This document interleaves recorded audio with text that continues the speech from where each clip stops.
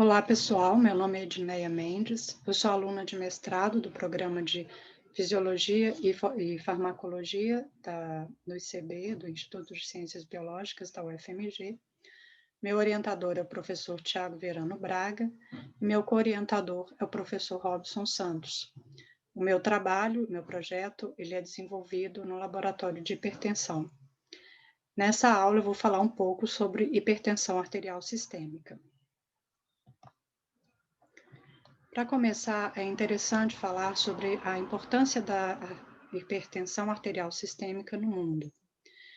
Aqui nessa figura à esquerda, a gente consegue ver uma divisão do mundo em 6 regiões, de acordo com a Organização Mundial de Saúde.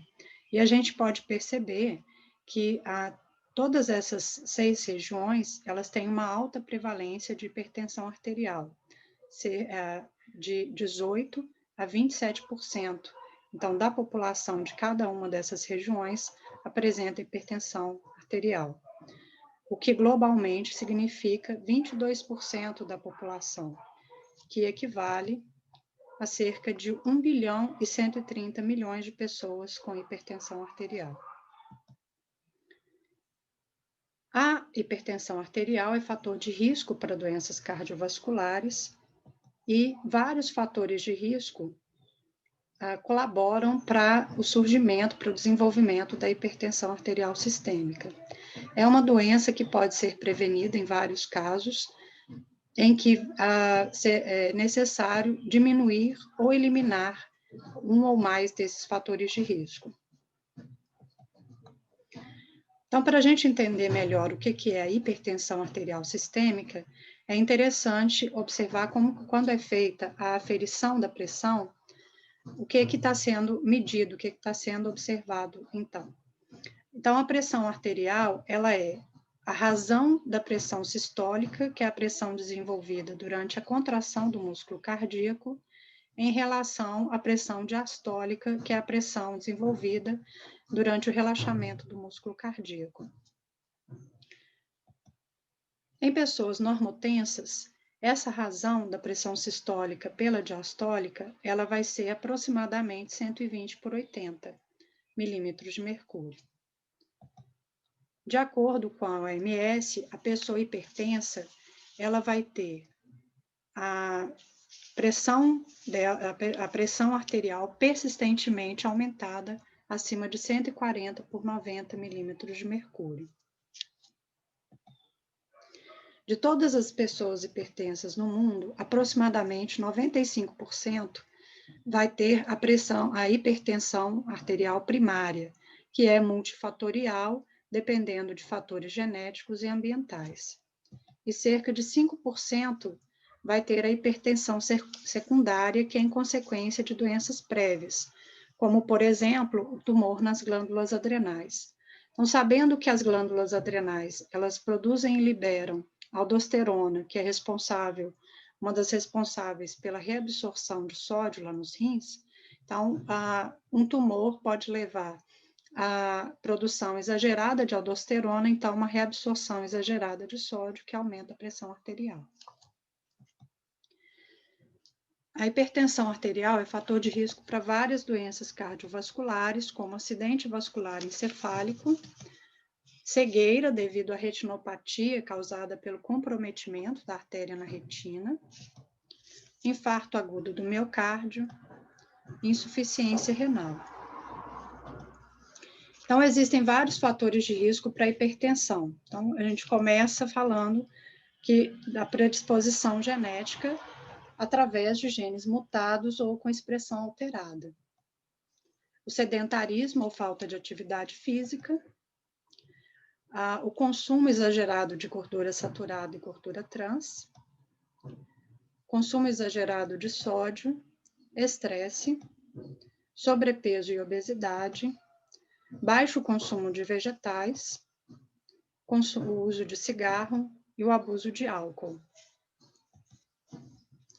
A pressão arterial ela é regulada através de vários parâmetros do sistema cardiovascular, então, como o volume de sangue, que é regulado, por exemplo, pela concentração de sódio no plasma, o débito cardíaco, que é o volume de sangue ejetado pelo ventrículo esquerdo para a artéria aorta a cada minuto, e o tônus arterial, que é a tensão arterial, que é regulado por vários elementos que a gente vai ver no decorrer da aula. A manutenção da pressão arterial fisiológica envolve a interação de vários elementos de um sistema integrado neuromoral que vai incluir sistema renina-angiotensina-aldosterona, endotélio, peptídeos natriuréticos, sistema nervoso autônomo e o sistema imune. Observando que vários estudos mostram que a inflamação tem contribuição importante no desenvolvimento da hipertensão arterial. Tanto o sistema imune quanto o sistema adaptativo participam na geração de espécies reativas de oxigênio e alterações inflamatórias, tanto nos rins quanto nos vasos e no cérebro, na hipertensão arterial. Então, a gente vai começar falando sobre o papel do sistema renina-angiotensina, aldosterona, na regulação da pressão arterial e na hipertensão. Quando ocorre no organismo a diminuição, né, na circulação, no plasma, a diminuição do sódio, de concentração de sódio, diminuição da pressão de perfusão aferente nos rins, aumento da atividade simpática renal e aumento de vasodilatação, os rins vão liberar renina. A renina, ela vai clivar o angiotensinogênio liberado pelo fígado, formando angiotensina 1.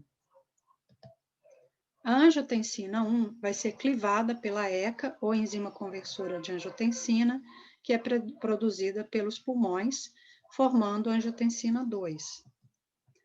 A angiotensina 2 vai ativar receptores AT1, promovendo contração do músculo liso, vasoconstrição sistêmica, aumento da resistência vascular, liberação de aldosterona, que vai agir lá nas células principais do túbulo distal no néfron, promovendo a reabsorção de sódio.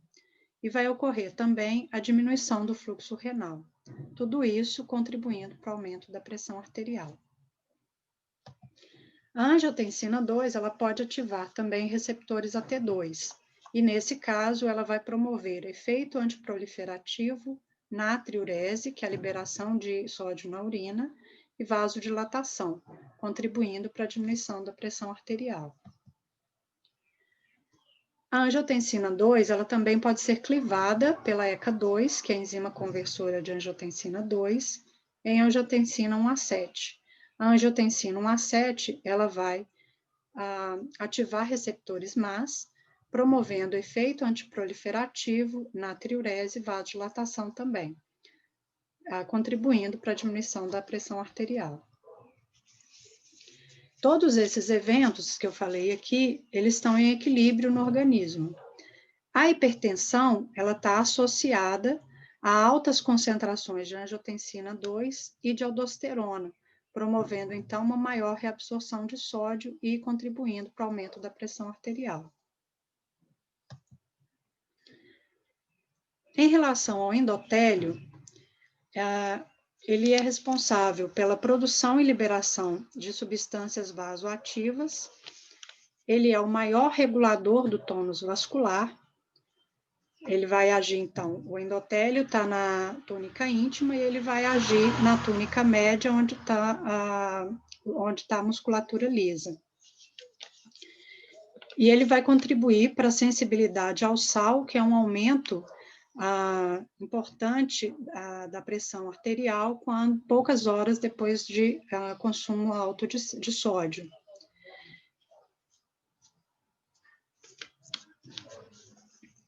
E o balanço entre as várias substâncias vasoativas que o endotélio vai produzir é que vai determinar o efeito do tônus vascular, o efeito final, né, do tônus vascular.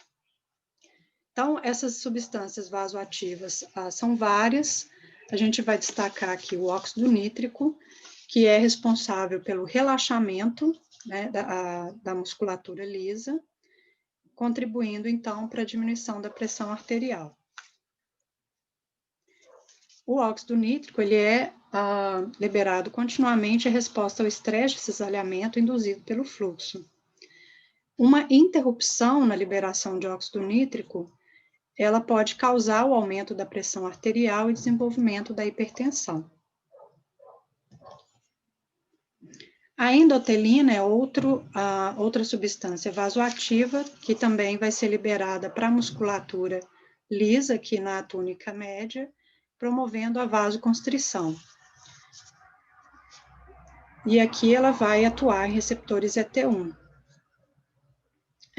É interessante que vários estudos mostram que antagonistas do receptor ETA de endotelina, eles atenuam ou abolem a hipertensão arterial. E na hipertensão arterial ocorre a disfunção do endotélio. E ocorre também comprometimento da biodisponibilidade do óxido nítrico, então colaborando para que haja um aumento da pressão arterial. Os peptídeos natriuréticos, eles são responsáveis pela manutenção do balanço de sódio e pressão arterial durante a entrada de sódio, também colaboram com a natriurese e vasodilatação, colaborando, então, com a diminuição da pressão arterial. Após a ingestão de sódio e um consequente aumento do volume sanguíneo, ocorre dilatação miocárdica. Essa dilatação miocárdica, ela vai ser responsável pela liberação dos peptídeos natriuréticos atrial e B, que vão lá diretamente nos rins, vão ser responsáveis pelo aumento da taxa de filtração glomerular e pela inibição da reabsorção do sódio. Indiretamente, esses peptídeos natriuréticos também vão inibir a reabsorção de sódio, inibindo a liberação de renina e de aldosterona.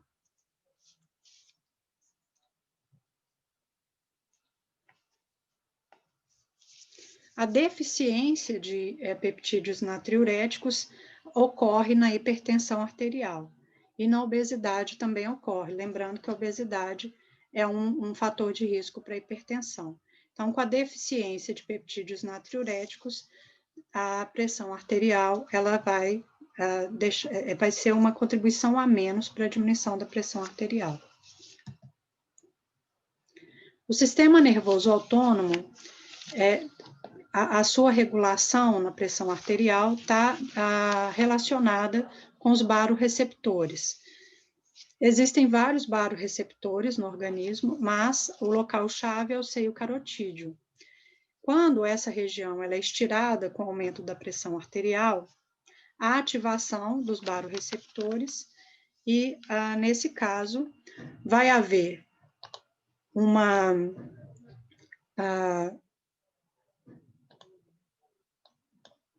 desativação do sistema nervoso simpático e a ativação do sistema nervoso parasimpático. E, nesse caso, a liberação de acetilcolina com, então, a diminuição da frequência cardíaca, da força de contração, do débito cardíaco e do potencial de ação lá no coração. E, perifericamente, a diminuição da resistência periférica total. Tudo isso colaborando com a diminuição da pressão arterial. Do contrário, quando há uma queda na pressão arterial, esses baroreceptores são inativados e, então, ocorre a ativação do sistema nervoso simpático e uma desativação do sistema nervoso parasimpático. E, nesse caso, vai haver a liberação de catecolaminas, como a noradrenalina e a adrenalina, e, consequentemente, o aumento da atividade simpática renal, aumento da avidez por sódio lá nos rins, no coração, o aumento da frequência cardíaca, o aumento da força de contração, aumento do débito cardíaco e aumento da condução do potencial de ação. Perifericamente, um aumento da resistência periférica total. Tudo isso colaborando com o aumento da pressão arterial.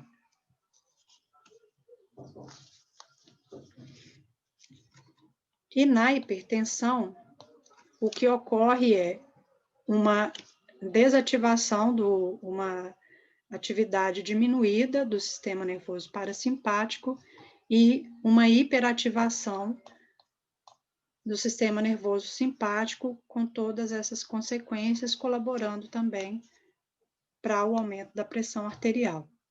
Isso ocorre também em obesos e em pessoas com doença renal avançada. São dois dos fatores de risco para a hipertensão arterial.